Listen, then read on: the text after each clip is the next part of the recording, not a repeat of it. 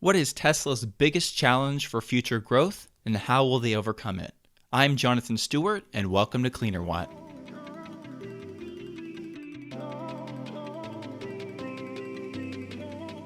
Several times during the Q4 earnings conference call, Elon Musk pointed out what Tesla's biggest challenge would be for the future.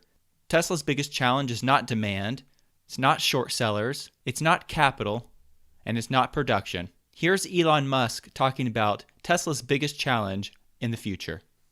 The thing we're going to be really focused on is increasing battery production capacity, because that's very fundamental. Because if you don't improve battery production capacity, then you end up just shifting unit volume from one product to another, and you haven't actually produced more electric vehicles. We've got to scale battery production to crazy levels that people cannot even fathom today. That's the real problem. So we've got to really make sure we get a very steep ramp in battery production and continue to improve the cost per kilowatt hour of the batteries. This is very fundamental and extremely difficult. How do you get from here to, I don't know, a couple thousand gigawatt hours a year or something? So as Elon said, in order to meet their goals of electrifying transportation, they need to scale to crazy levels of battery production, and as he said, this is very difficult. Currently, Gigafactory 1 in Nevada produces the 2170 cells for the Model 3, the Model Y, and also for energy storage. It currently has a capacity of right around 35 gigawatt hours per year, and they have shown a path to 54 gigawatt hours per year with their current processes. The 54 gigawatt hour per year number comes from Alan Swan, which is the head of Panasonic's U.S. battery manufacturing, and he said, quote, "For us to move to 54 gigawatt hours should not be so hard. We now have the know-how to do it in quite a high volume environment." It's no secret that the upcoming Tesla Semi is going to require a large amount of battery capacity in order to meet the specifications mentioned in the presentation. So what is holding back the production of the Semi? Here's Elon talking about that. That's part of the reason why we have not, for example, really accelerated production of the Tesla Semi, because it does use a lot of cells, and unless we've got a lot of battery cells available, then say like accelerating production of the Tesla Semi would then necessarily mean making fewer Model 3 or Model Y cars. So just how much battery capacity will the Tesla Semi need? So during the presentation, Elon mentioned that the 500-mile range was fully loaded at the max limit of 80,000 pounds and going highway speeds. If you go to the Tesla website right now and look at the specs, it shows that it's supposed to get less than 2 kilowatt hours per mile. But since it doesn't specify whether that's loaded or unloaded, I did a little math in a previous video where I talked about the impact of the Tesla Semi and how it would disrupt the commercial market. And based on the calculations in that video, I'm assuming that the Tesla Semi loaded will actually average somewhere around 2.75 kilowatt hours per mile. If you watch that video, you can find out how I got to that number. So if we assume 2.75 kilowatt hours per mile, that means that the Tesla Semi will need somewhere around a 1,375 kilowatt hour battery pack in order to go 500 miles on the highway fully loaded. If the Tesla Semi is more efficient than I think, then it would take somewhere around 950 kilowatt hours of battery capacity, assuming a 1.9 kilowatt hour per mile efficiency. So if we assume that the Tesla Semi has a 1,375 kilowatt hour battery pack, then in order to produce 10,000 of these, they would need 13.75 gigawatt hours of battery capacity. This would be 39% of their current capacity of 35 gigawatt hours.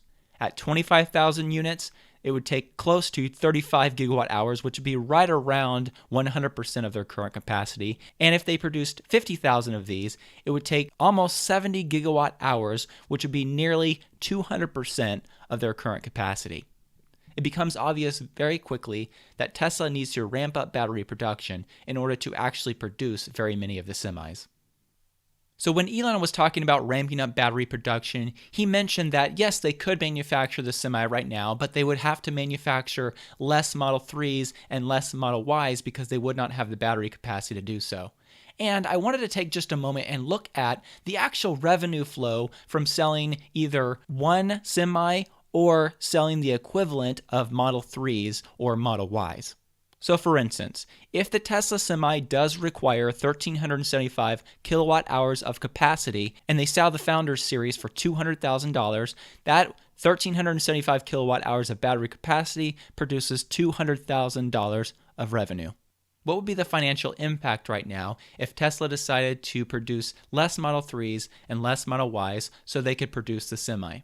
The Model 3 currently comes with two battery capacity sizes, the 50 kilowatt hour pack, which comes on the Standard Range Plus, and the 74 kilowatt hour pack, which is in the long range all-wheel drive unit, as well as the performance Model 3. So with the same 1,375 kilowatt hours of battery capacity, you could produce 27.5 Standard Range Pluses, which would actually give Tesla over $1 million of revenue. They could produce 18.5 of the long range or the performance Model 3s, which also gives right around $1 million of revenue as well. If we look at the same information for the Model Y, I'm assuming that the standard range model will have the 50 kilowatt hour pack, and I'm not going to calculate that right now since it's not available for another full year. But if we look at both the long range and the performance models, which have the 74 kilowatt hour pack, once again, just over $1 million of revenue for the performance model and just under $1 million for the long range model. So you can see very quickly that on a revenue basis, it makes way more sense to produce the Model 3 and the Model Y with these 2170 packs until they can ramp up production such that they have enough batteries that it doesn't matter. Now, what about another future vehicle that a lot of people are excited about, the Tesla Cybertruck? In late 2019, I put out a video where I calculated the assumed efficiency of the Tesla Cybertruck. Based on those calculations, I'm going to estimate that the single motor Cybertruck will have somewhere around a 100 kilowatt hour pack, the dual motor somewhere around a 120 kilowatt hour pack, and the tri-motor will require somewhere around a 200 kilowatt hour pack. If we assume that the cells mix will equal around 150 kilowatt hour pack average between those vehicles, then if they produce 50,000 of those, they need 7.5 gigawatt hours of capacity, which would be 21% of current capacity. If they produced 100,000 of these, it would be 15 gigawatt hours of battery capacity needed, which would be 43% of their current capacity. And if they produced 150,000 of these units, that would be at 22.5 gigawatt hours needed, which would be 64% of their capacity. So once again, if you look at these numbers and you balance that with the demand of the Cybertruck, there are hundreds of thousands of Cybertruck reservations, and I believe a lot of those will actually turn into sales. They're going to need to produce a lot of these Cybertrucks, and it's going to take quite a bit of batteries to do so. Now, some of you might have wondered why I haven't mentioned the Model S and the Model X, and that's because the Model S and the Model X don't use the 2170 cells, but rather they use the 18650 cells that are manufactured directly by Panasonic. And Panasonic is producing enough for the current demand of the Model S and the Model X, so they don't have to worry about the amount of batteries for those vehicles. So now I'm going to go through a few assumptions and see just how much battery capacity Tesla might need from now until 2025. So in the Q4 conference call and letter, Tesla guided for over 500,000 vehicle deliveries in 2020. Based on the 35 gigawatt hours of capacity for Gigafactory Nevada, they have plenty of battery capacity to produce both the Model 3 and the Model Y for the numbers they have mentioned. In 2021, I'm assuming somewhere around 750,000 deliveries, a mix of the Model Y, the Model 3, the Semi, the Cybertruck, and also the Roadster. Of course, the Semi-truck, the Cybertruck, and the Roadster would be in small amounts compared to the Model 3 and the Model Y for that year. And so I'm assuming somewhere around 60 gigawatt hours of capacity will be needed in 2021.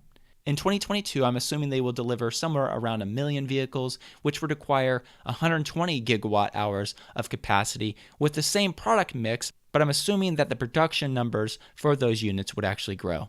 In 2023, if they can sell 1.5 million vehicles, they would need 150 gigawatt hours of capacity. In 2024, if they can sell 2 million vehicles, they would need 200 gigawatt hours of capacity. And in 2025, if they could sell 3 million vehicles, they would need somewhere around 300 gigawatt hours of capacity. Now, keep in mind, this is for automotive only. This is not accounting for the Tesla energy growth and battery storage growth, which I'm sure will grow as well. And obviously, I could be wrong on these estimates. This is just a rough estimate that I did based on some of the numbers they should be able to hit. Tesla might do better than this, but these are just the estimates I came up with. So really the point of all this is to show that in 5 years or so, Tesla is going to need about 10 times the battery capacity production that they have now. The good news is that Tesla has been working on this problem for a long time, and they have anticipated this need. Here's what Elon had to say about their current progress towards producing more batteries. And we'll have more to talk about this in detail in Battery Day. Like I said, probably April. We've got a very compelling strategy. We are super deep on cell, and cell through battery. That rabbit hole goes down pretty far. Man, do we know a lot about batteries. We do have a decade plus of experience of not just like what a cell should be, but how to integrate it into the product, and that's really helpful. Yeah. Now, we won't have a completely clear idea until Battery Investor Day of how Tesla is going to produce enough batteries for their future needs. But based on some of the information that I've been able to piece together, these are my assumptions. With their current methods of battery manufacturing, as I mentioned earlier in this video, they've already found the path to produce 54 gigawatt hours of battery capacity annually.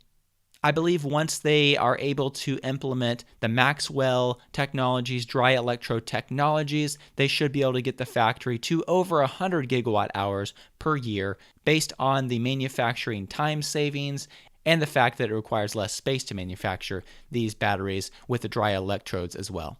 If Gigafactory Nevada is able to reach 100 gigawatt hours, I see no reason why Gigafactory Shanghai, which should be producing its own batteries in the near future, should not be able to also reach 100 gigawatt hours per year, as well as Gigafactory Berlin once that's built and they build out the battery factory of that. And sometime between now and 2025, it's possible we could have another Gigafactory somewhere else in the world, or possibly another one here in the United States.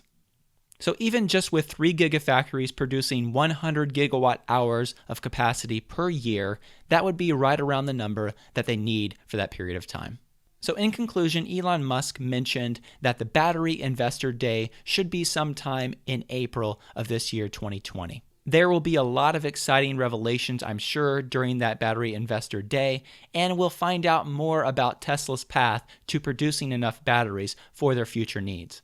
I do believe that we'll find out a lot more about the Maxwell technology, dry electrode technology. I believe that that's going to revolutionize battery manufacturing because of the smaller footprint, the energy density, and the cost savings. And they're going to be able to produce a lot more capacity, I believe, with the same footprint of their current battery factories. As I mentioned, they should have 2 more gigafactories producing batteries in the next few years, plus they could expand Gigafactory Nevada as well.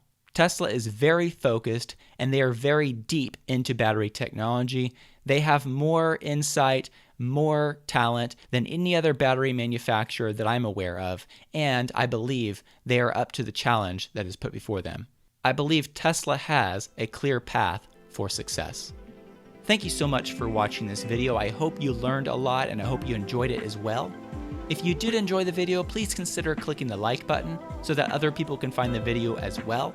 And if you're not yet subscribed to the channel, please consider subscribing.